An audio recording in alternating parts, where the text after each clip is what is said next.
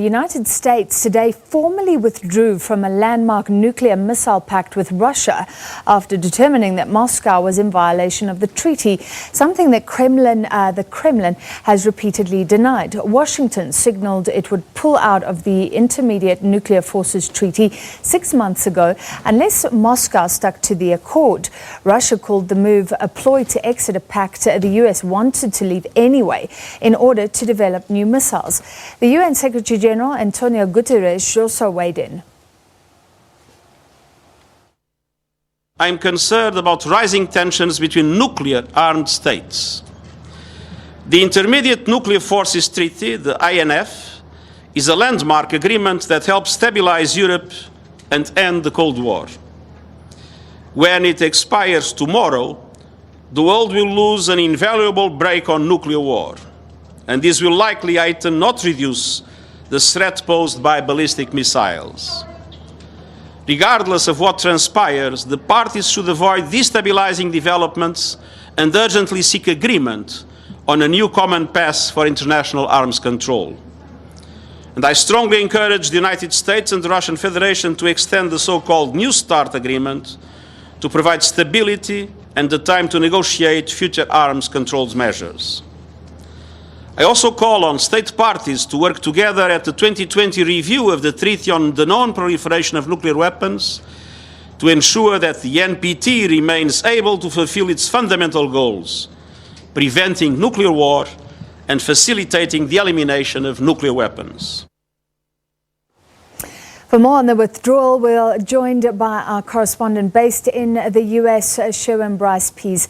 Sherwin, thanks for being with us. So the United States says Russia is to blame. Russia saying this is all nonsense. What can you tell us tonight?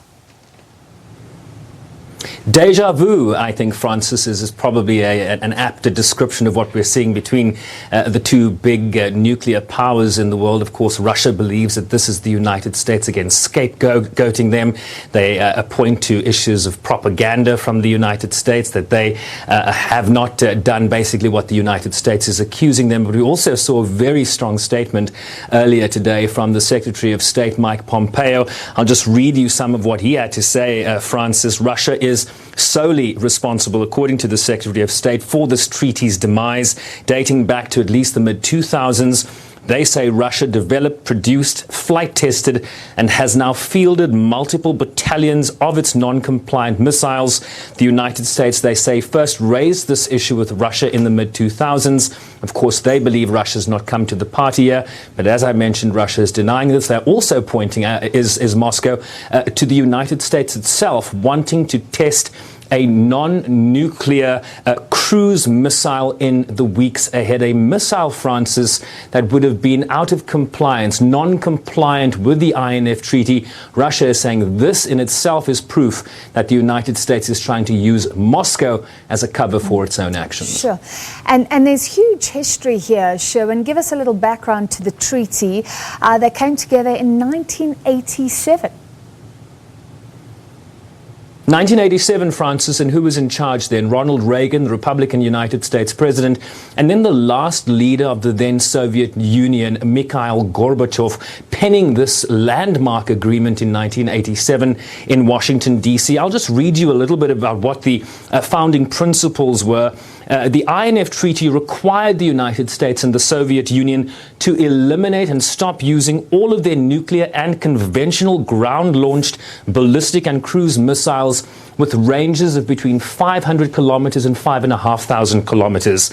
And as a result of this treaty, Francis, the US and the Soviet Union destroyed a total of over 2,500 short, medium, and intermediate range missiles. So what we are seeing here with the withdrawal essentially is the removal of one of the pegs that we have in the non-proliferation and prohibition of nuclear weapons architecture. And you heard the Secretary General there talk about, the brakes now being removed. Essentially, this was a treaty that tried to limit the production and the use of these kinds of weapons. What we are hearing now from the United States and Russia is that in terms of this withdrawal, we will now begin to see the manufacture and the testing of weapons weapons and missiles that were eliminated essentially in terms of this 1987 treaty. So fears of a new arms race. What about NATO shifting its posture, seemingly backing the US decision by announcing some exercises, surveillance? What's that all about? Well, these missiles, as I spoke about earlier, have a range of between 500 kilometers and 5,500 kilometers. And essentially, if Russia has these missiles, Europe, essentially a large chunk of of NATO member states, is saying we are in range and therefore at risk from weapons if they were used or fired by Moscow. Of course, Moscow says this is absolute nonsense. Let's listen to what Jens Stoltenberg, the Secretary General of NATO, had to say about the change in their posture earlier today.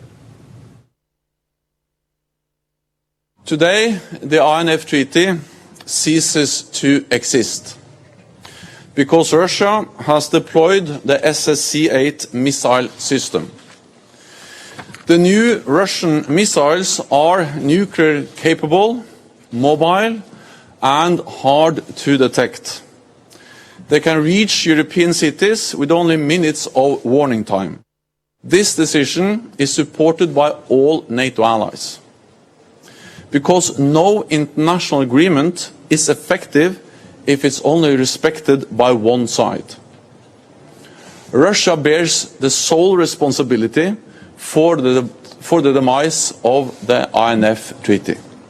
NATO will respond in a measured and responsible way to the significant risks posed by Russia's SSC-8 system. We have agreed a package of measures to ensure NATO's deterrence and defense remains credible and effective. But we will not rush to implementation or make any rash moves.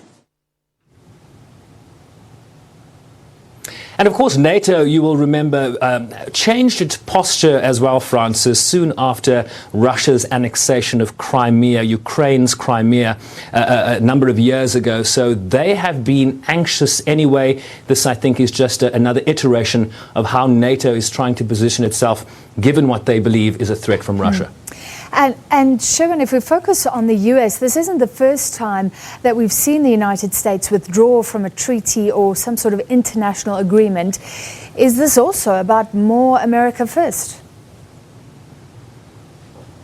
Yeah, more of the same, essentially, Francis. I mean, if we are to reflect on a number of the multilateral treaties or agreements, international agreements that the United States has withdrawn from, these are actions that analysts believe is not necessarily making the world a safer place. If you take the example of the withdrawal from the Joint Comprehensive Plan of Action known as the JCPOA or the Iran nuclear deal, you are seeing how that has changed the dynamics in the seaways and in the airs in the Persian Gulf, particularly the Strait of Hormuz. If we use another example of the withdrawal of the United States from the Paris Climate Change Agreement, the Secretary General, in remarks to us yesterday here, spoke about the world facing a global climate emergency, saying that leaders that come to his climate change summit in September, just ahead of the UN General Assembly, should not come here with speeches. They must come with real commitments. We are facing a global climate emergency. Just ask the people of Mozambique, Malawi, and Zimbabwe. So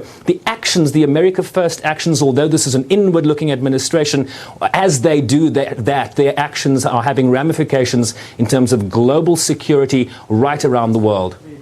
All right, thank you very much, our US correspondent, Sherwin Bryce-Pease. And of course, this is not great for global security. The United States saying that Russia has violated an old arms treaty and it's now withdrawing. We'll follow that for you.